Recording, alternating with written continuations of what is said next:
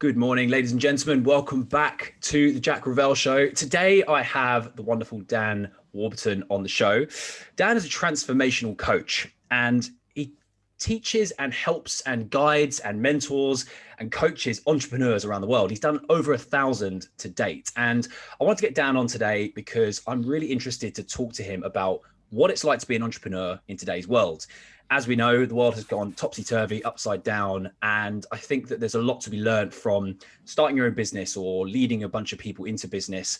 And Dan is the expert in this field in coaching these people, and I think a lot of my listeners will be either entrepreneurs themselves or thinking about becoming entrepreneurs. So I think it'd be a great time to get Dan on and have a chat. So Dan, welcome to the show.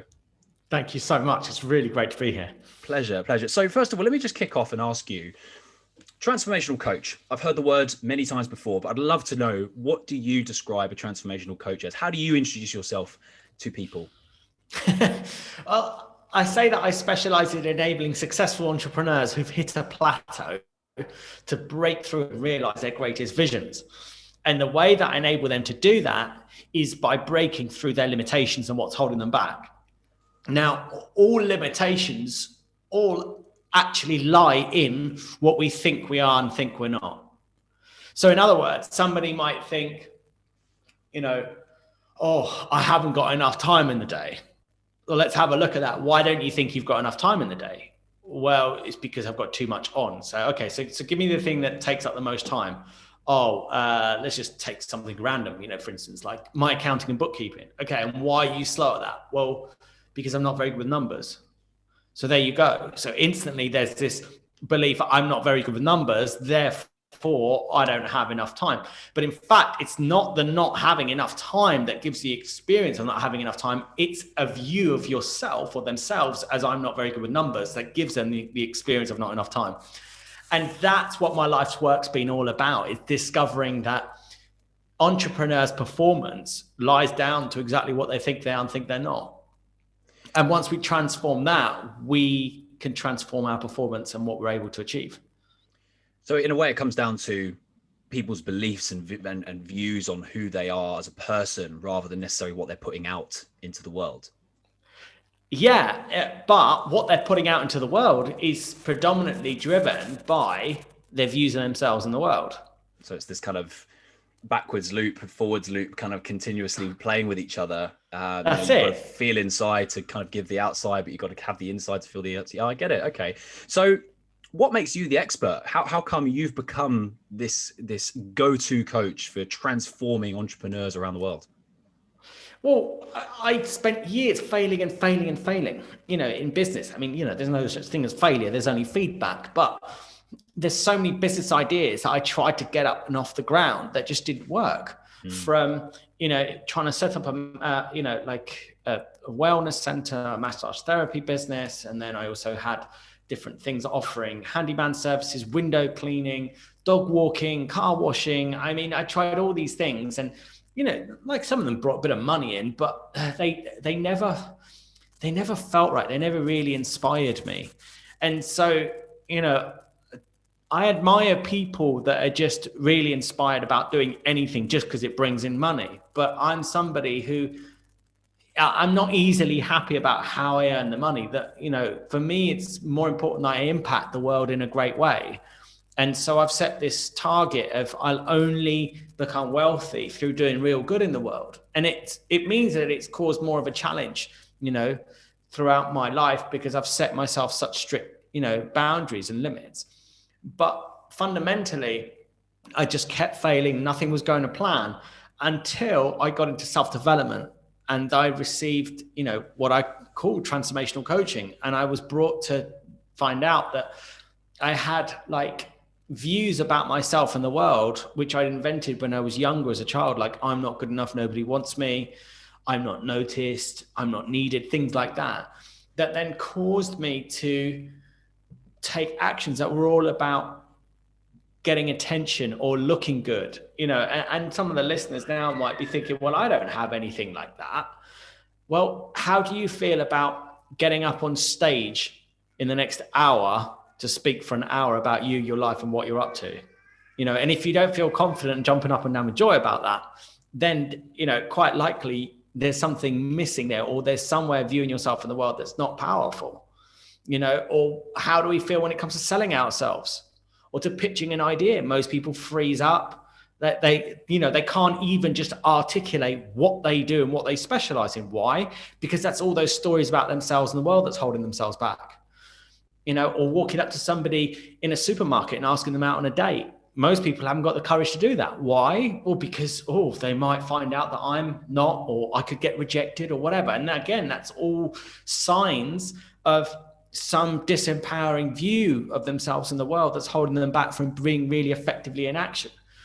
And I've discovered throughout my life that once I became aware of those things and saw that they weren't true and I didn't need to do that anymore, I discovered completely new levels of performance, a sense of peacefulness, of being centered, able to get in the flow and enjoy the journey, and also be able to really dream big.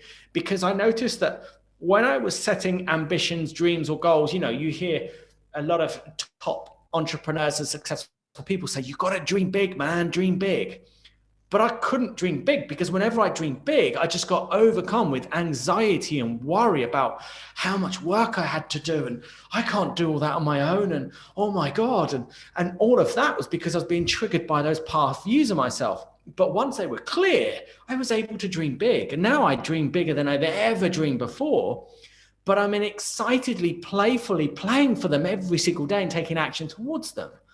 And so that discovery in myself then carried on into people approaching me and saying, can you help me in my business? Like, people started to see my business was succeeding. I was starting to travel around the world. I had this freedom. And so I then took them through conversations to help them start succeeding. And what I noticed was it wasn't ever telling them the how to do it and what to do that had them get the results. And I realized that they actually had access to that all the time. You go online, you go on the internet, you'll pretty much find most of what you need. And if you work hard and study hard enough and have enough conversations with people, you'll work it out how to succeed in whatever business it is. So then I discovered that actually it's not the how-to that's missing. It's what's getting in the way of them that's causing them to not take the actions on what they already know. And once that's cleared, that's when they start to succeed. And now I've coached over 1,000 entrepreneurs. And I've refined a journey that I take people through to really discover what is it that's causing them to not really own their power, be fully expressed, fully confident, go out there, make bold declarations, and then make them a reality, and then clear that so they actually do realize what they've always wanted. We're all standing on a mountain of value as human beings. We've all got a unique story that takes us to the point where we are today. And what I find really fascinating is that I learned this recently, that there's this thing called proximity bias, which is if you're standing on this mountain of value, it's so hard for you to see the value because you're standing on top of it. Whereas everybody else can see it because obviously they're looking at it from a disassociated point of view. And what you just said really resonates with that, because I think that when you suddenly realize your own value and you realize what you can provide to the world, suddenly doors open, the rocket takes off, and that's it. Life just gets much, much better. But what is the thing? What is the one thing that stops people seeing that value in themselves and essentially holding themselves back? Well, and that's the point, right? If we were to answer that between us, like, what is it? What way of thinking might it be that has somebody not see their own value? What are they thinking? I'm not what? Yeah, good enough. I'm not clever enough. I haven't got enough time. I haven't got enough money. Yeah, that's it. Keep going. Yeah, that's it. It's all of that. But the problem is that it's all totally subconscious. They've no idea they're thinking it. So when was the key moment for you? You mentioned you failed a couple of times or multiple times before you got to the point where you realized. What was the thing that you were telling yourself that then switched and said, one day I was not this and now I am? It was getting to the point where about 9 years ago, I'd failed in, so many businesses, and I was just lost. And I went up to London and I met my coach, and I sat with him and I said, why is everything in my life so difficult? Why do I never succeed? And so it took for him to guide me in conversation to then remember something that happened to me when I was 3 years old. And I basically I was bullying my brother because he was getting more love and attention than me from my mum. I was 3, he was 1. And so I leant over and I bit his ear to get my revenge. And my father comes over and he says, no, you mustn't do that. He's your brother. You must love your brother. And in that moment, I was, shocked at him speaking to me like that. And my brother's now getting even more attention from my mum, and other people that were kind of hanging around were looking at this and seeing this happen. So I got really embarrassed. And I saw how in that moment I was thinking, I'm just not good enough. Nobody wants me. And then it was just sitting with that, and then kind of just looking at, well, what are the effects of that on my life? How has that played out? And then I realized why I was so obsessed with looking good and getting it right, or being a perfectionist. A lot of people speaking about, I have perfectionist syndrome. The perfectionist syndrome is always an outcome of hiding and making sure the world never discovers what we secretly think we are, which is I'm not what, or I'm flawed, or I'm bad, or I'm wrong, or whatever it is. Because if we didn't have that, we wouldn't be so worried about being a perfectionist, would we? And so many people have this perfectionist thing, and they procrastinate and they worry and they try getting the perfect logo, or they spend so much time on the perfect website, which doesn't bring in the work anyway. It's conversations and making offers that brings in the sales. I totally agree with you. I think it's so funny because I remember a quote I heard years ago that was, it's progress, not perfection. And the word perfect, actually, if you break it down, is a stupid word in itself, because there is no such thing as perfect. Like if you were to describe what perfect is, it would be completely different to what I think perfect is, because we've got this different opinion on what this word, phrase, expression is of something. Yeah. And your perfect day will be different to mine. Your perfect wife, husband, kid, whatever will be perfect. That different. It's just a different word. So why people panic and stress over it, I don't know. But how do you then get someone to take themselves away from, it doesn't need to be perfect, it just needs to be done? It's the same for any of us human beings. We will stay comfortable and we'll keep doing what we're doing until the torture of what we're experiencing overcomes the level of comfort that we're bathing in. It's as simple as that. You can't do anything for anyone until they get sick and tired of feeling sick and tired.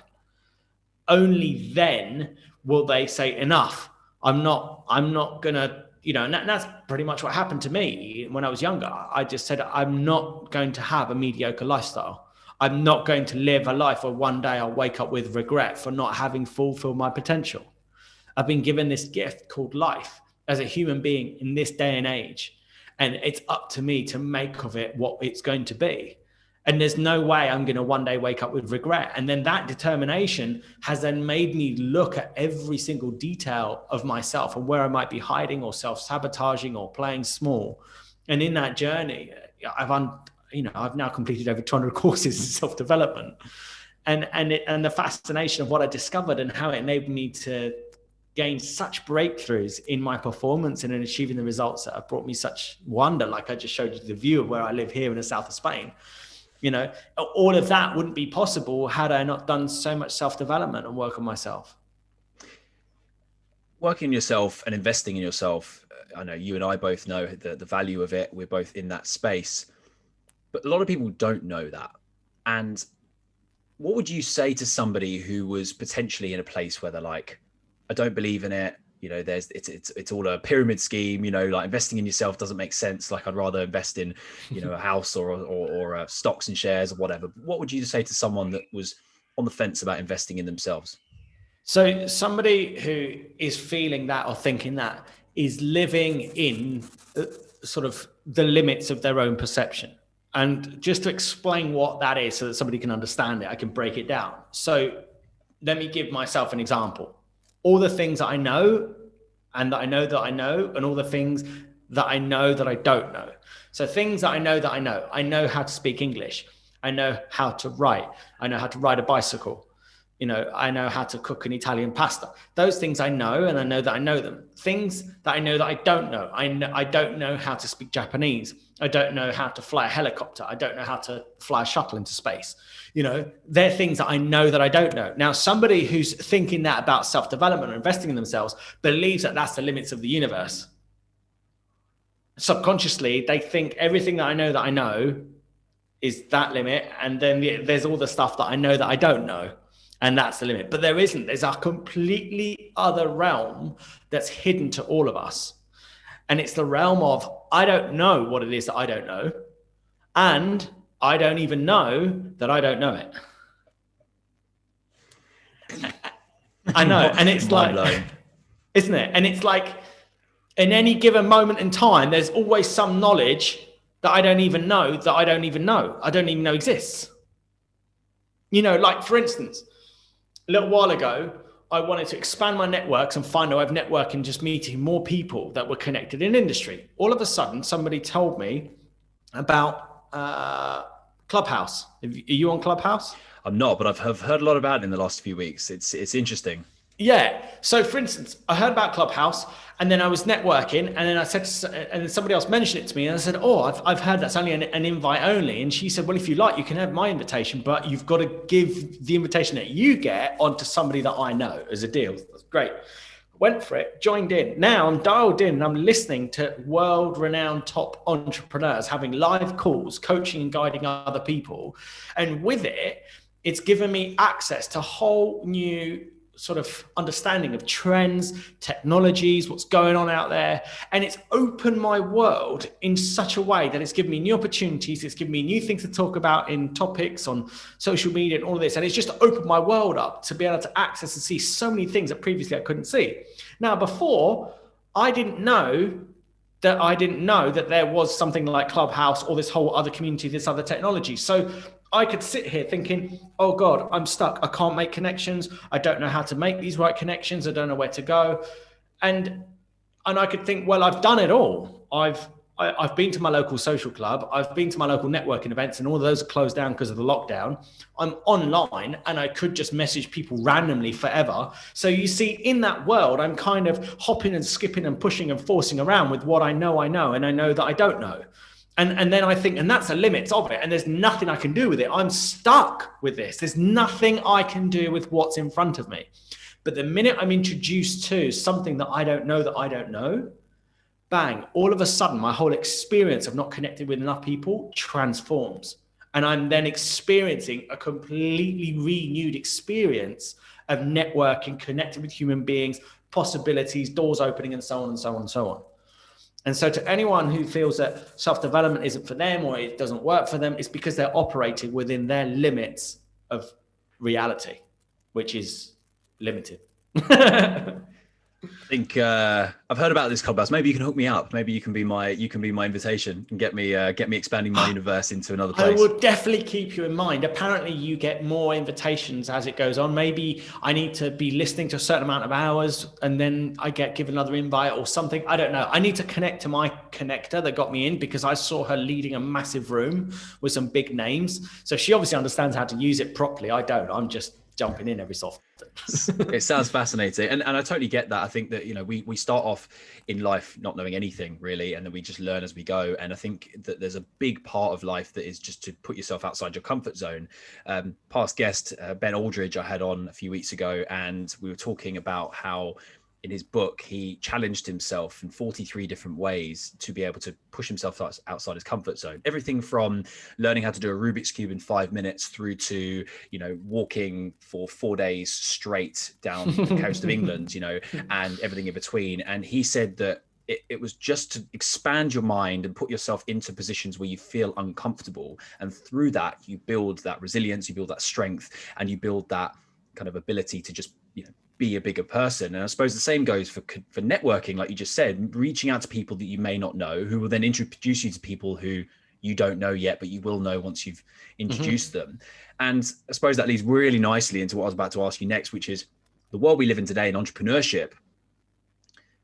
We are now all virtual, pretty much. So people that were finding themselves after work on a Friday, going down the local, bar, pub, whatever, chatting up the other people in the other, businesses nearby and kind of doing their networking and their schmoozing, if you like, over drinks and stuff, can't happen anymore. It's all online.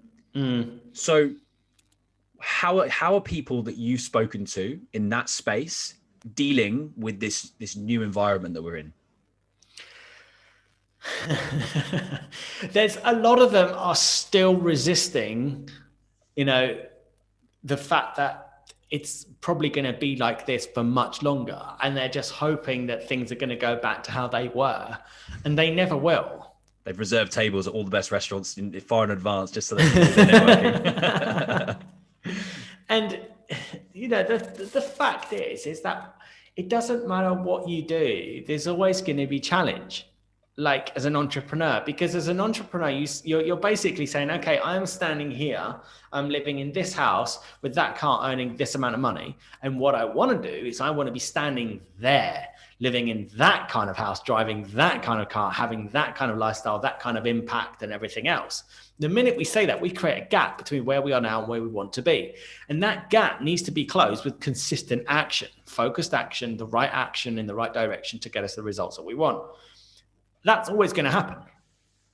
Whether, you know, or the only difference is that when things don't go to plan, or we end up with this endemic and all the lockdowns, that gap maybe all of a sudden might get stretched and made bigger for a while. But if you simply get clear to your objective and then reevaluate where you stand now, then it's a matter of changing vehicle. It's a bit like you're in a car and you're racing along, and all of a sudden you hit the sea. So you can't keep going in the car. You got to find an alternative to get you across the sea now to keep going. And the ones who succeed are the ones that just accept that the fastest and then start looking for the solution. So would you say that a lot of people have hit a plateau in the last year to 6 months or so, since the world has gone mental and flipped everything up on its head? The people you just mentioned are the ones that are kind of sitting and go, nope, everything's going to be absolutely fine in a couple of months and a couple of months and a couple of months. They've been saying this since last year. But there are people, I'm sure, that have found their businesses either plummet, people that have found their businesses have soared, and other people that have found their businesses have plateaued. Yeah. How do you get people over that hurdle of plateauing where they are in life? Well, the first thing is to look at what was it that was having them succeed in the past that they can do again. And if they can't do it again because of the lockdowns, what solutions can they see to put in place that would help them solve that? And if they don't know, then the next thing is finding out who do they know that they could speak to that would have the solution to it, that's showing signs of already succeeding in the face of what we're dealing with. You know, it's really not rocket science, but again, it all boils down to your mindset. If you don't think you can succeed, if you don't think you can do it, like as Henry Ford said, whether you think you can or you think you can't, you're right. So how did you get over last year? How was your mindset on, the 1st of December 2019 through to sort of the 1st of March 2020, because that was a big sort of space between where people, everything started to shift. And then obviously from that date through to now, what's changed in you to become so upbeat and positive and sort of enthusiastic about what you do, but also what other people can do? I was lucky in that I was very clear as to what I wanted. And what I wanted was a business that I could run from anywhere in the world without having to rely on a certain location. And that's what's enabling me to live, here in the south of Spain. And I might stay here for 6 months, a year. I might move somewhere else. I don't know. For now, I love it. And I could see myself, buying land and building a home out here at some point. But I was fortunate in that what I'd chosen was already to not be location bound. So when this all hit, I just stopped the last bits of sort of one-on-one, or should I say in-person networking. And obviously my speaking at events just came to an end. But luckily I was already well practiced in using social media to create new connections, to get into conversations that then create the opportunities that I was looking to create. So for me, I was okay. But I think, obviously a lot of people that are in hospitality, in pubs, in things like this, their lives have been absolutely turned upside down, because they totally relied on people meeting and coming into contact to be the thing that has them earn a living, and fortunately, certainly in England, they're giving amazing bounce back loans and things like this. And there's great help out there when you look for it, for money to help you out right now. And I would say absolutely take those opportunities, but also you really need to start looking at what are you up to in the world? What was your business about? And looking at how can you now digitize it? How can you make that business become something online that's digital? Let's say you own a pub. Are people interested in maybe, like beer delivery at home every Friday? So instead of going to the pub on the Friday, they have a beer delivery service. They pay, they invest £20 a week or £80 a month or whatever. They get part of the beer club. And part of that, you also get joined up to an online networking event where your beer gets delivered between 7 and 8 p.m. You put it in the fridge at 8:30 p.m. Everybody then dials into that Zoom connection. And then everybody's all dialing in with their pint of beer and enjoying Friday evening. And yeah, it's not the same. It's over Zoom. But, now with Zoom, you can have breakout rooms where you keep breaking out into little clusters of groups of 2, 3, 4, 5 for 15 minutes, half an hour. Then you're back in the main room and so on. What I've given somebody there is a great solution, and let's just say that you wanted to recreate the same energy that you had with everybody that came to your pub. Well, I guarantee that everyone that goes to your pub is in a certain mile radius of the pub. So you could go and print some flyers, design them, tell everybody about the idea. Just go knocking on doors all over your neighborhood and leave a flyer for them and tell them what you're doing. Now it might not happen overnight. It could take some work, but it could really be something great. I don't know, so that's just to give you an idea of how, when you're determined to succeed and create something great going forwards, you just get in action. I think it's a great idea. I think it's a great solution to probably a lot of people's problems. What is the gap, though, that people find that you mentioned before? You got this is what you've got. I've got a pub that's got no people in, and I've got customers that are in the local area that I know want to drink on a Friday night, and what I want is that, and that is what you just mentioned. What do they do to join the gap? How is that? How do they? I know that the physical aspect of going around flyering and all the rest of it, but what's the mindset that they need to know that if they do the action over and over again consistently, they'll get that they want at the end? Well, as I said, none of us do anything until, the pain and the suffering overtakes the comfort. and so if we're not awake to the future that we're headed for, then we're not going to do anything. So the first thing is just get honest with yourself. What is going to happen to you in your life if you continue doing what you're doing now? If you keep doing the same actions or keep avoiding doing the same thing that you know that you need to do, what's your life going to look like in the next year, 2 years, 3 years, 5 years, 10 years? In this case, a pub owner, it'll be a closed down pub, probably having to go and get another job, maybe working behind the till in Tesco's, or flipping buns at McDonald's, or working on a building site. I don't know, whatever else. You might have some other skills, sitting in an office, but and that might be something that's better for you. There's no judgment here. I don't know, but it's just to get honest with yourself that that's a future that's likely headed your way. And then to ask yourself, do I choose that? Is that what I want? Because if I don't do something new, I'm going to have to settle for second best. I'm going to have to do something that doesn't bring me meaning, fulfillment, or joy. And then that can be used to shock us into action. So that's what we don't want. They say, stick in the carrot, that's the stick. Then the carrot, looking at what you want. What do you want? How do you want to live? What do you want to succeed at?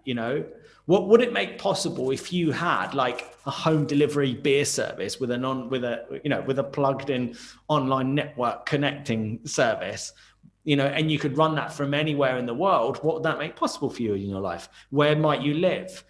Doing what? Doing how? Living how? And then allow that inspiration to lift you. So then that's the carrot. When you then get clear on those two things, you then need to set up some kind of structure that reminds you of it every day.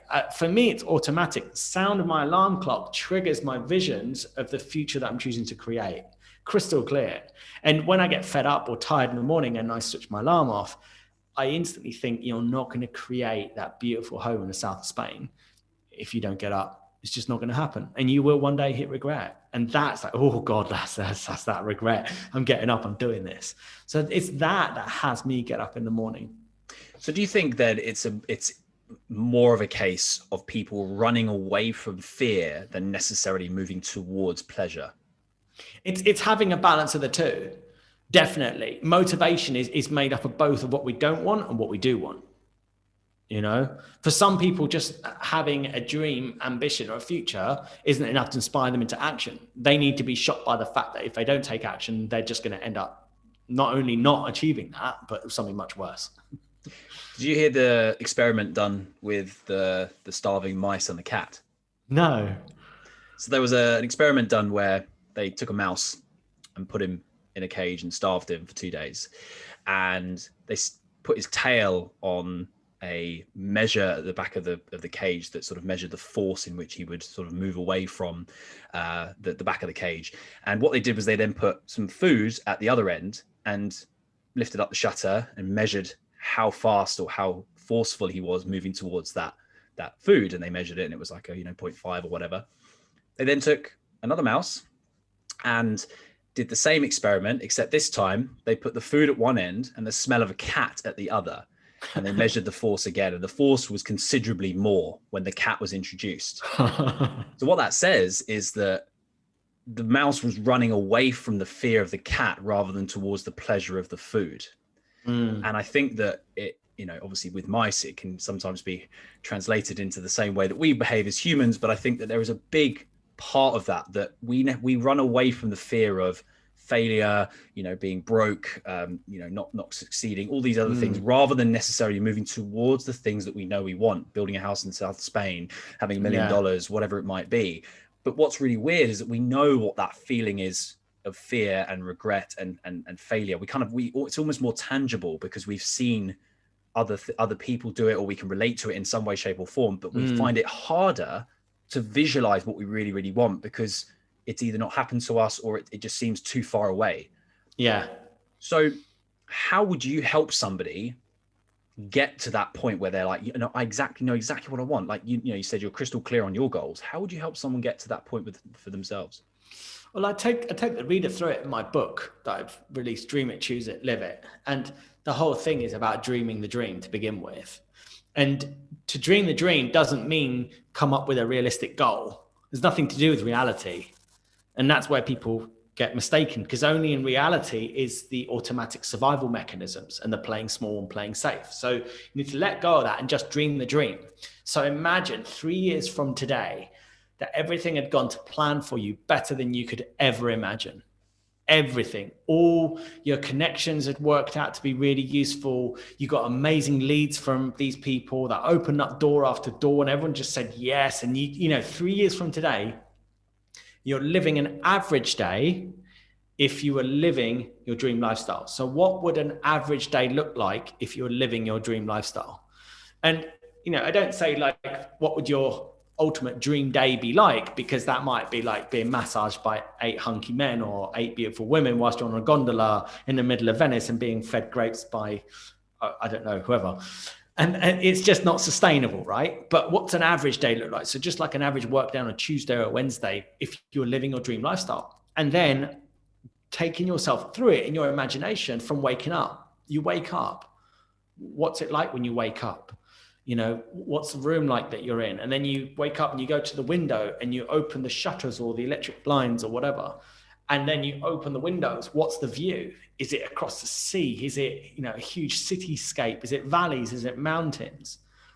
And then, what's your morning routine? What do you do next? Do you have a fitness routine? And what's it like? Do you have a veranda that you do your exercise on? Do you have a personal trainer come in and meet you? And really experience it. And then after that, you have breakfast. Who do you have breakfast with? Your wife, your partner, your lover, or your children there. And then after breakfast, where do you go to work? Do you stay at home? Do you have an office at home? And what's the view from there like? Are you making video calls? Do you see yourself standing up in a nice suit with video cameras all pointing at you, and you're serving people on many social media platforms and being interviewed on radio or whatever else, Or are you then going to your garage? You open the garage. What's the car there? Is it a Bentley? Is it whatever? You then drive in the car. Where do you go? What are the offices like? What's the view like? How many people in your offices? And then what is your work? What do you do? Is your work mainly talking to people, or do you spend time quiet on your own? You write a lot, just really letting go with that. And then what's the impact that you have on people's lives? What difference do you make? What problems do you solve? And how does that make your clients feel? And then where do you have lunch? Who with? What's the view like? What are you dining on? Is it lobster? Is it, whatever is it? And then in the afternoon, do you do more work, or do you have a hobby or something you enjoy? Then when you get home, you see trophies on the wall. What are those trophies for that you've won? What have you achieved? You then see a magazine on your coffee table. It's got your picture on the front. And they say they've done it again. What does it say that you've done again? What have you become renowned or famous for? And then in the evening, what do you do? Where do you dine? Who do you spend time with? What do you do to relax? Then, you're then lying in bed. What are your final thoughts of the day that you have from living such a day like that? And then you fall asleep to start the day again. When you do that, at no point is there how much money you don't or don't have in your bank account, what boss you're supposed to be doing with, or what for, or what you're late on, or what your wife thinks, or whatever else. There's none of that. In that like almost guided meditation, there is you letting go and creating your dream future as an imagination that you've lived and walked through. When you do that properly, your muscle, your body will twitch and move, and you'll almost see yourself thinking and behaving as if you're really in that moment, just in mannerisms as you daydream it. That then becomes, for me, my meditation that I do every day. So every day I'm playing little parts of that video in my mind every day. I wake up before the sun rises, I do my yoga, and before I do the yoga, I do a half an hour meditation, and about 20 minutes of that is visualizing that again and again every day.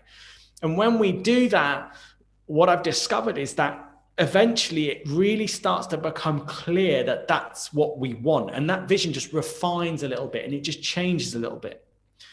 And eventually we just get so in touch and so inspired by that imagination that then it just stays with us, and it's very clear as to what it is that's driving us forward and inspiring us to take those actions. I went into a bit of a meditation when you were talking there. I genuinely was thinking, what would I be doing in that position? Where would I be waking up? What would I be doing in the morning? And it clearly works. Is that something you can do on your own, or do you need somebody to do that with you? I mean, working with a coach, it's like whatever you do on your own times 100 faster, but you can absolutely do it on your own. Yeah. For me, it was absolutely crucial that I asked myself and worked out what was it that I wanted, because about 15 years ago, I didn't know what I wanted. I just didn't know. And then I thought, okay, so I have to choose something, because if I don't choose something, at some point I'm going to have to buy food, because if I don't eat food, then my body's just going to die, and that's going to be the end of my life, and that'd be really bad on my family and everybody else. So I better eat food. So that means I need to earn money. So if I have to earn money, like if I absolutely have to earn money, and I had to just say, all right, I'll earn money that way, how would I earn money? And I thought, I'll earn amazing money by having conversations that enables people to become successful. That's what I'll do. Right. Okay. I'll choose that. And then it's like, well, I have to live in a house. I can't live out in the streets, because that would just be embarrassing for my family. So I have to live in a building. Right. So if I have to live in a building, what do I want that building to look like? White, sort of circular architecture. Okay. Where do you want it? Do you prefer colder weather or hotter weather? Well, actually, I prefer hotter weather. All right. So hotter weather. That was literally the thought process I went through to work out what it was I wanted. I had to work out what it was I didn't want first. In many ways. And that again comes back to what we were saying before about that whole running away from what you don't rather than running towards what you do. Once you've established the thing that you don't want, it makes it easier to know what you do. Yeah, but you need to declare it and be clear with yourself about it. Yeah, it's that classic. I'm sure you've had it many times in the past of that question, I don't know. I have clients that ask a question, and it's quite a deep one, and it maybe gets them to think a bit outside the box, and it's like, I don't know. And actually, if you ask somebody, well, what do you know, or what do you know that you don't want? Yeah, very good. And really help you just kind of move past that and essentially play a process of elimination. Yeah. Well, I know I don't want to be in the snow. Cool. So that means you want to be in either a mild or a hot place. And so you start to whittle it down.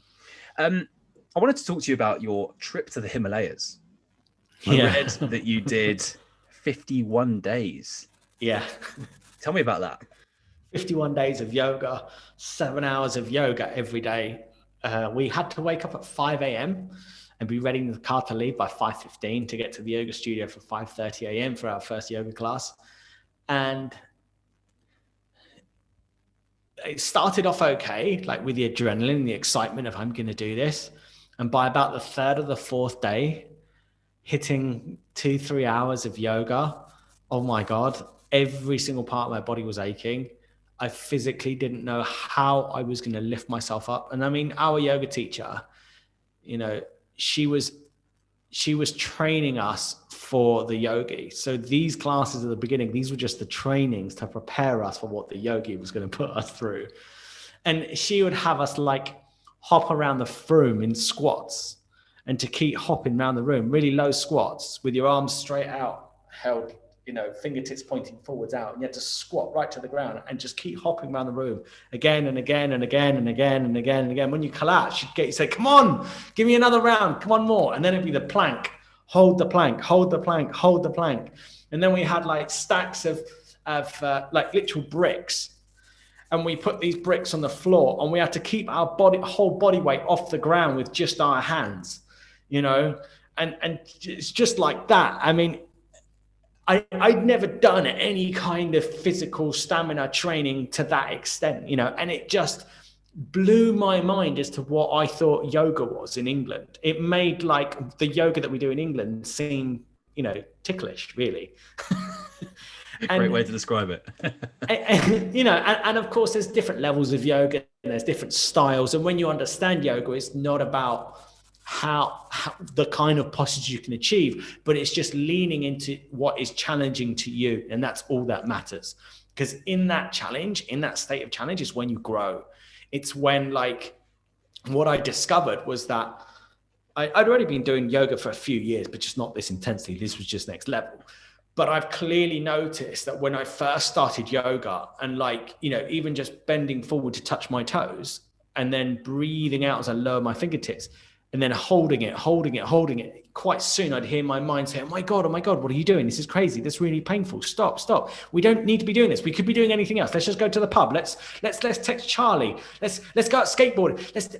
Like, what are you doing this for? Look, we could be doing anything else. This is crazy. You know, and I would hear my mind saying all these things and all this noise and complaining that it came out with. As I've done yoga over months and now years, that voice has become a lot less intense. And so now when I'm in the face of challenge and things become difficult or frightening or scary, it's not so intense because I've put my body through such training to be with the noise created by my mind. And then as the 51 days went on, they ramped up the yoga, and I ended up documenting all of it. So I was actually getting up half an hour earlier than everyone else. I was doing my own routine of 15 minutes, 5 minutes meditating, 10 minutes of yoga, and then 15 minutes of writing what I was experiencing. And then at lunch break, I was then stopping and then writing. And then in the evenings, I was then also writing as well, on top of doing this whole yoga routine. And then halfway through it, we then went up to the Himalayas, and we all got into these 4x4 cars. And where we were taken to, the road went from like a motorway into a B road, into a single lane road, and then turning off into a dusty track. And then that soon became a steep, stony track. These 4x4s were pushed to the limits, climbing up and down. It took us 4 days of traveling like that. And we ended up at 4,250 meters above sea level in this camp that had this guy running this camp with like Hessian tents. And it was 1 degree centigrade. And the oxygen was very low, and we all became sick. Most of us became sick. And when we then ate their food, what we learned was that your food needs oxygen to help it digest. And so when you don't have oxygen, your body finds it very hard to digest food. And I was going green. And then the very next morning, we were getting up at 5 a.m. to do yoga with such little oxygen, not being able to digest food at only 1 degree centigrade. But I was determined. I went for it and I pushed through it. And I was one of the few that actually got up and was there on time. Most people stayed in because they were sick and ill. And there was only about 6 of us. And then we were asked to take our clothes down, just down to yoga shorts and a t-shirt. And I noticed the yogi was barefoot. He did everything barefoot. Everybody had like other slippers on. So I thought, right, I'm going to take this to the next level. Am I here to train myself or not? So I then took my like sandals off.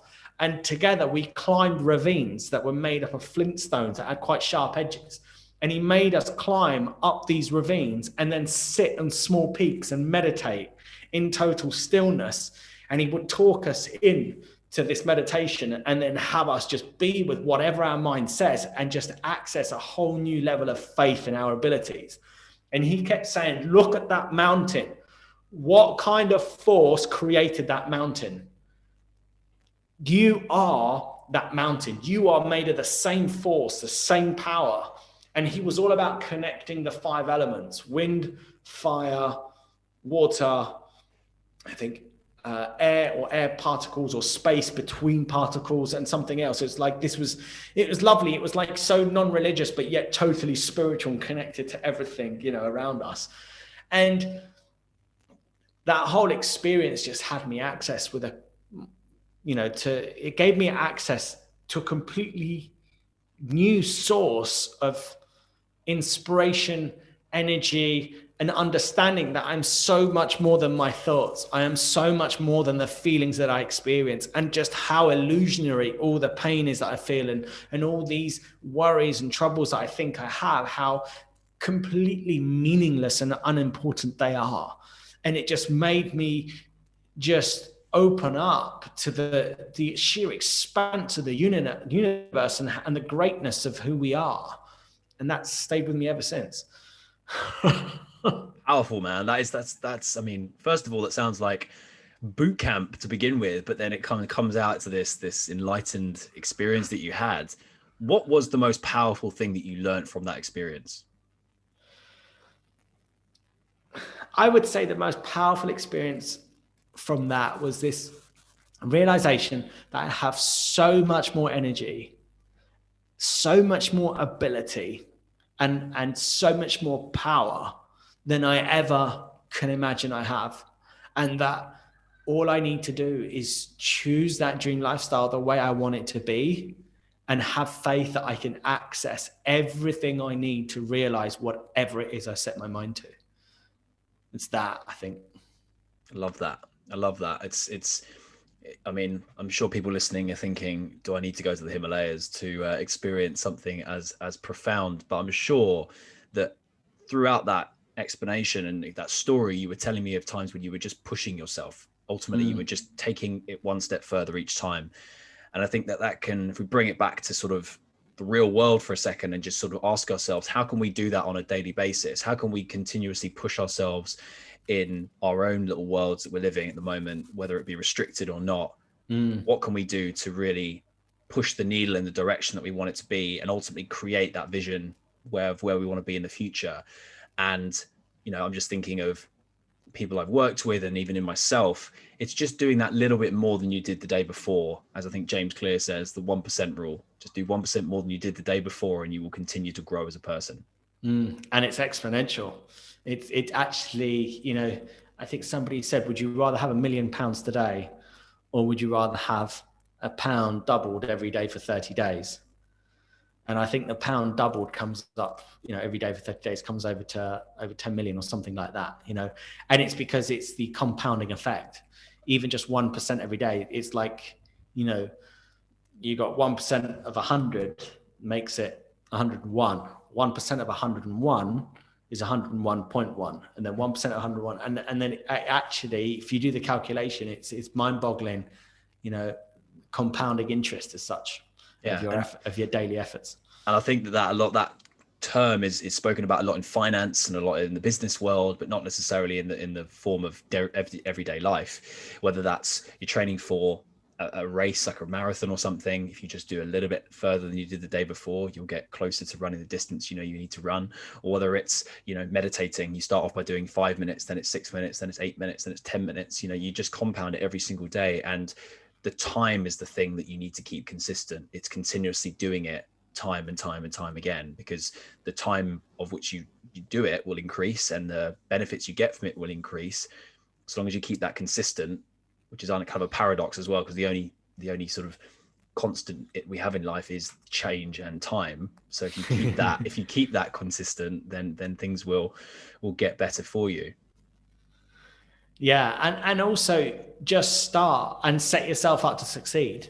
Don't commit to like an hour's work in, fitness routine every day. Just if you've not done any exercise before, just do 15 minutes. And if you know that you're going to procrastinate and do whatever it takes to get out of it, then make sure you set up the night before everything you need, like get your gym gear out, set your schedule up, put your timer on. And what's actually really powerful, I do this with my clients to solve challenges like that, is visualize yourself in the morning, getting up, putting the gear on, and then going out and doing that, And when the alarm goes off, it's as if you've already done it in your mind. So then it's just so much easier to just do what you've already envisioned yourself doing. And if you do that, you can set yourself up to succeed. If you do that just 15 minutes a day, you'll feel so good about yourself after you've done that for a week or 10 days or even 21 days. And then once you start getting a feeling of reward, you can then step it up 20 minutes, 25 minutes, 30 minutes, and so on. I love that. I think that you've given so much insight into not just the mind and the subconscious mind, but also just the practical ways in which you can do things in order to get there. And I've got a few more questions for you that I wanted to sort of just ask you. They're a bit more personal, but I think would help people to realize that somebody has to start somewhere. So first of all, what's the best advice you've ever been given? It's funny. The reason why I laugh is because I didn't know what the question was going to be. And when you asked it, I almost had the answer to it even before I heard the question. I don't know why. It just came to me. My father said something to me when I was only 6 years old. And he said, "Sunshine, I'm going to tell you something that's really important, and I want you to listen carefully, okay? What's going to be the most important thing for you in your life is your mental attitude."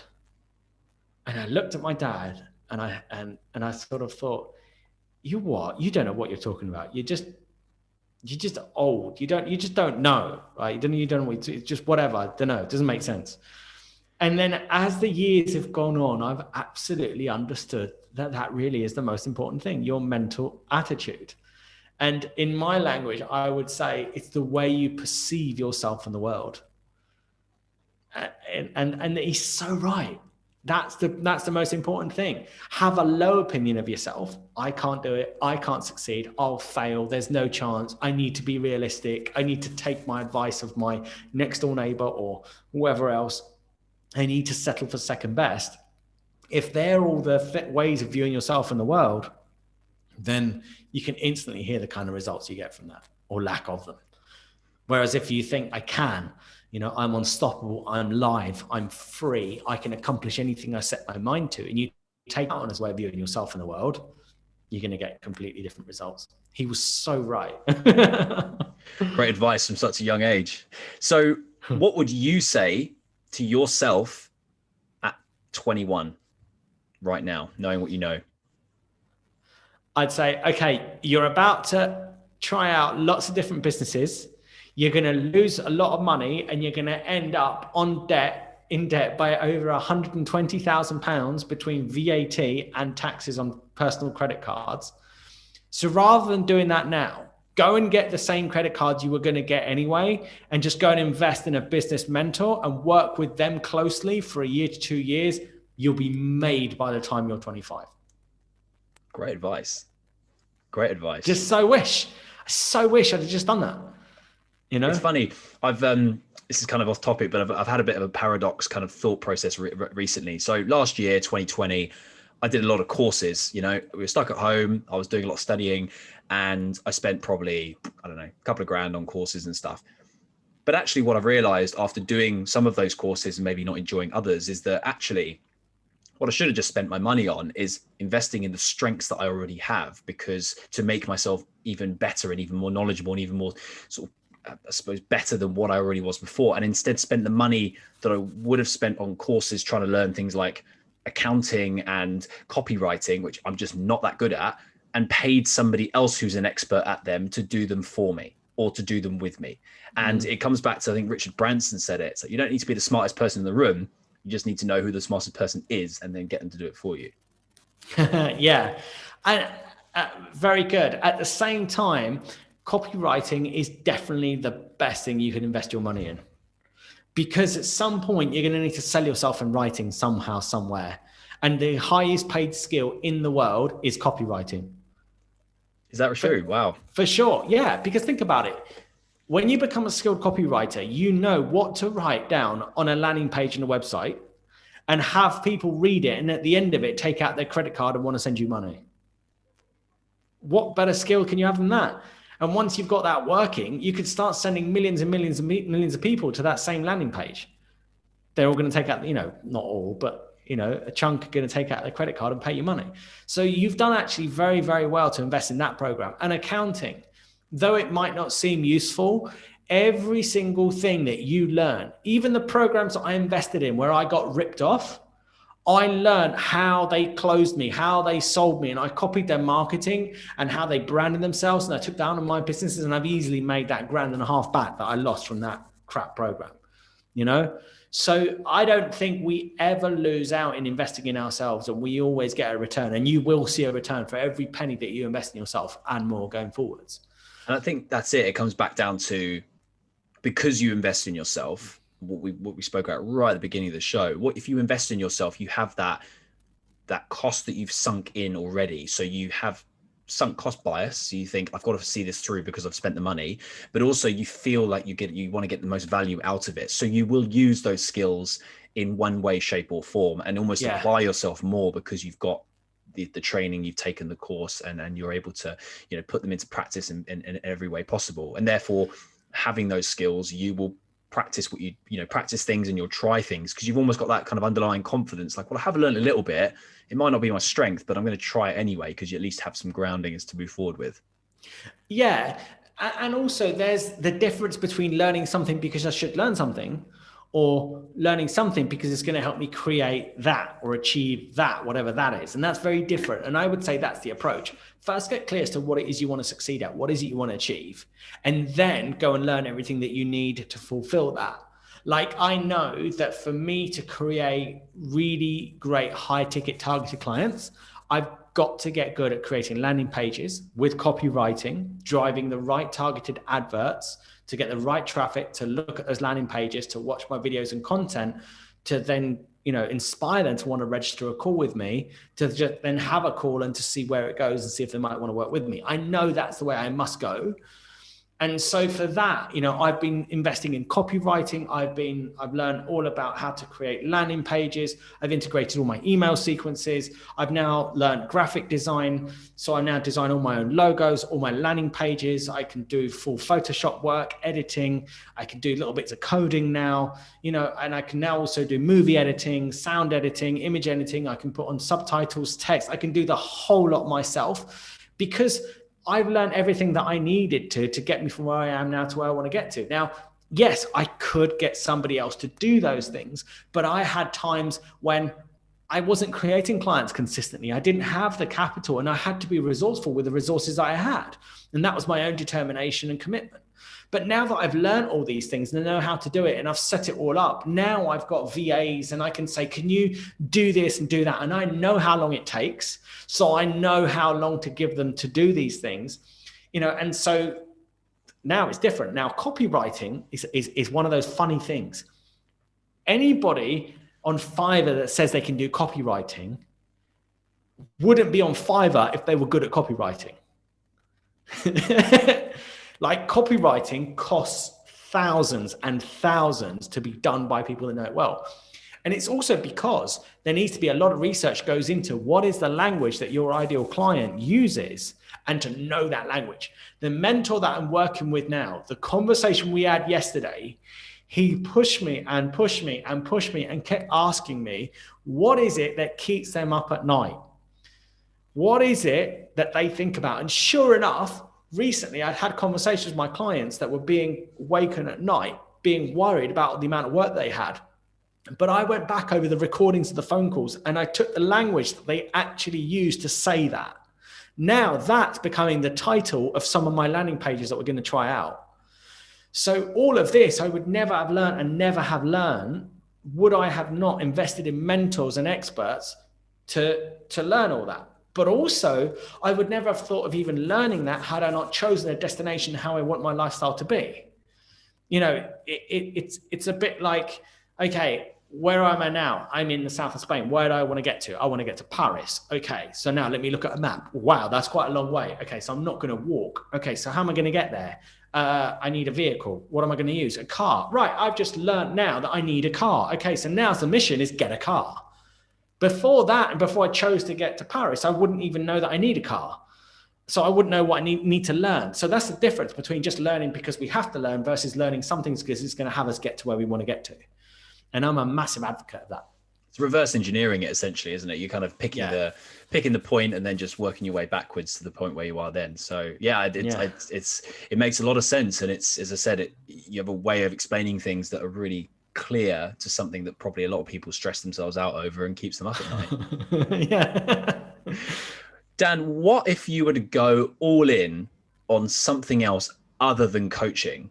What would it be?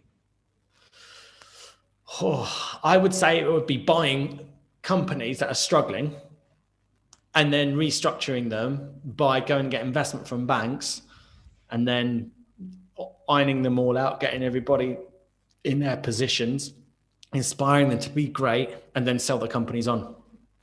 Like it. And one other question I've got is, what is your biggest distraction and what do you do to keep it in check? Oh, my biggest distraction, it has to be social media and just, on my phone. And the first thing I do, and I say to my clients when they first start working with me, is my first request of you is that you turn off all distractions. I mean, notifications, literally turn them off. I don't want to have your phone pinging. I don't want you to be notified when your emails come in, nothing, because doing that has made me the master of my destiny. In other words, before I did that, I always had something that was interrupting me or stopping my flow that would then have me have to answer that, deal with that. And then you get caught into that. And then you look at that and you look at this. Before you know, it's another 15 minutes, half an hour gone, and you're back to what you always meant to do. So turning off all notifications, and obviously, the notifications that are important, like phone calls, they're left on because I don't get them, because everybody to speak to me knows they need to go through a scheduling system. But friends, family, whatever, that's, I leave those to ring. And the sound of text messages coming in from WhatsApp, like from my best friends and that, but that's it. And they're very infrequent and rarely. So I have total control over my phone and when it distracts me, when it doesn't. And that's what I'd say has made all the difference to me in my life. And then applying that psychology to everything else, And one final one before we go is, what would you say to all the entrepreneurs that are out there that have either been in business for 20 years or that are just starting out, about what challenges and things that are coming up in the future? What would you say to them to keep them in the right mind frame and right mindset to move forward in the right way? God, that's a good question. That one, you got me simmering on that one. I would say, as always, just be wary of settling for second best and playing small. And I say that like with energy behind it, because if you settle for second best, if you give up on your dreams, your goals, your ambitions, and you do the smart, what seemed the smart thing or the safe thing to do, there will be a day when you'll feel regret that you didn't go and do what you really wanted to do with your life. No doubt. Or you honor that and you go for it and you play full out. And yeah, you might end up bankrupt at some point, but it's only a game. It's only a load of digits on screen. You can get back in action. You can set up a new business and you can go and get investment again and get things going again and try something again, and you're going to have all sorts of a roller coaster ride. And let's say that very, very worst case scenario, you fail and you don't achieve that thing that you wanted to achieve. I guarantee you're left looking back at your life and you're so proud of yourself that every day you showed up and you played full out. And then you'll find that actually what brings the greatest satisfaction isn't the results, it's the way you show up every day. Bang, look at that. What an ending to a fantastic chat. Dan, honestly, it's been a pleasure chatting to you and hearing about all your stories and your journey to this point. And thank you for sharing everything with myself and the listeners today. Where can people find you if they wanted to learn a bit more about who you are, what you do, and in particular where your book and all the other things we've spoken about today? Just go to danwarburton.com. Simple as that. It's all there. Perfect. Fantastic. And your book is on the website as well as Amazon and places like that as well? Yeah, you'll see it from my website. Yeah, this is it. Dream it, choose it, live it. Fantastic. Good stuff. Love it. Man, thank you so much for joining me on today's show. I look forward to seeing you thrive in 2021 and look forward to hopefully doing this again sometime. Brilliant. Thanks so much for having me on your show. Cheers. Cheers.